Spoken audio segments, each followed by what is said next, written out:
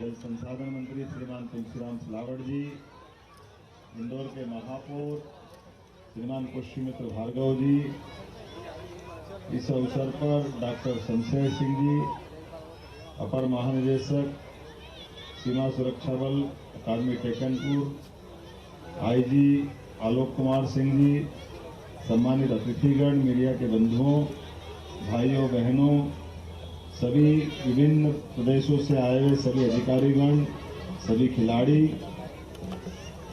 BSF के जवान, प्रहरियों, देवियों, सज्जनों, लोक माता अहिल्याबाई की नगरी इंदौर, कई कारणों से इंदौर और इस मालवा के लिए ऐसे शूरवीर पराक्रमों के कई उदाहरण भरे पड़े हैं। ये क्षेत्र अवंतिका भी कहलाता है, जिसका कभी अंत नहीं हुआ। ये अवंती जनपद सम्राट अशोक का काल हो, विक्रमादित्य का काल हो, राजा भोज का समय हो, भगवान श्री कृष्ण का शिक्षा ग्रहण करते आने का समय हो, हर काल हर युग में इसका एक विशेष महत्व रहा है। और ऐसे में यहाँ से निकलने वाले लोगों का अतीत के कालक्रम में भी कई कई प्रकार का अलग अलग उदाहरण मिलता है। वैसे भी हमें सुभाषित के नाते से भगवान श्री कृष्ण का गीता में बोला गया वो वाक्य, पतित प्राणान साधुनाम विनाशाय दुष्कृताम, अर्थात शांति के युग में हमारी पुलिस का अपना धैर्य, उनकी सेवा, उनकी भावना, उनकी निष्ठा, और जहां दुष्टता है वो दुष्टता का समूल नाश करने में सदैव भारतीय पुलिस और सशस्त्र बल सक्षम रहे हैं। मेरी अपनी ओर से आज के इस अवसर पर आप सबको बधाई। खास करके देश दक्ष और प्रशिक्षित निशानेबाजों के हाथ में है।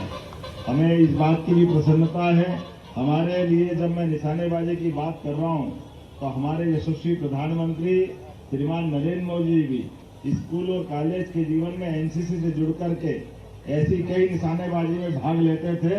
मैं आज के इस अवसर पर उनको भी स्मरण कर रहा हूं।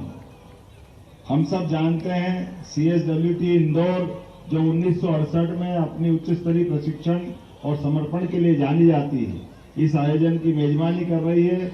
और इंदौर ऐसा शहर है जो स्वच्छता में, अतिथि सत्कार में, व्यंजनों में, खाने खिलाने के और सभी प्रकार के त्योहार मनाने में समूचा मालवा और खासकर इंदौर उज्जैन इसकी सबसे अलग पहचान है।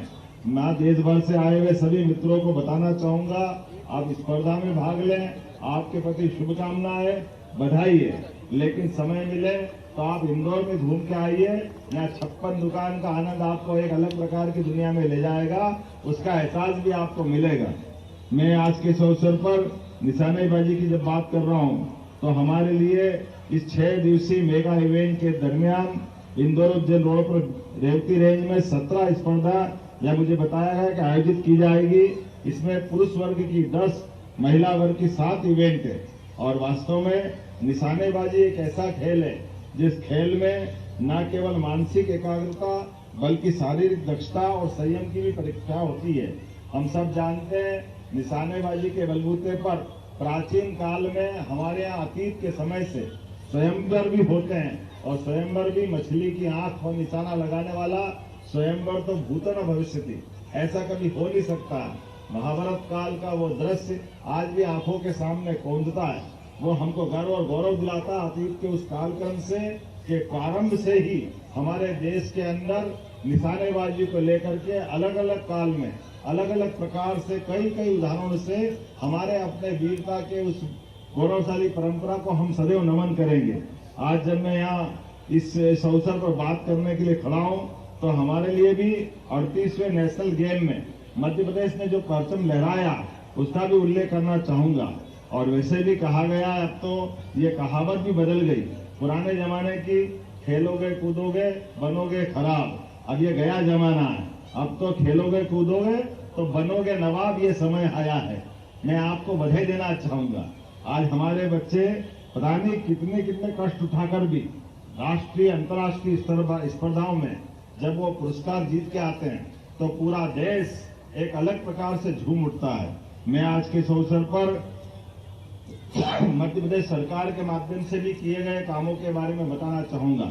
मध्य प्रदेश लगातार खेलों को प्रोत्साहन दे रहा है, यद्यपि हम कई प्रकार के क्षेत्रों में लगातार आगे बढ़ रहे हैं। आर्थिक रूप से भी मध्य प्रदेश बहुत सशक्ता की दिशा में आगे बढ़ रहा है, औद्योगिकरण की दिशा में भी और आध्यात्मिक क्षेत्र में भी रिकॉर्ड गति के साथ मध्य प्रदेश अपनी गति बनाए हुए है। लेकिन खेल के क्षेत्र में उत्तराखंड में अभी जैसे अभी मेरे पूर्व वक्ता ने बताया है कि हमको अपने बच्चों के भरोसे से 38वें नेशनल गेम में हम 34 गोल्ड, 25 सिल्वर और 23 ब्रॉन्ज कुल मिलाकर के 82 मेडल लेकर के आए। ये मध्य प्रदेश के अपने खेल के इतिहास की सबसे बड़ी छलांग थी और हमने राज्यों की श्रेणी में तीसरा स्थान बनाया। हम कोशिश कर रहे हैं कई और खेलों में। चलिए अब खबरों में आगे बढ़ते हैं। नक्सलियों के पास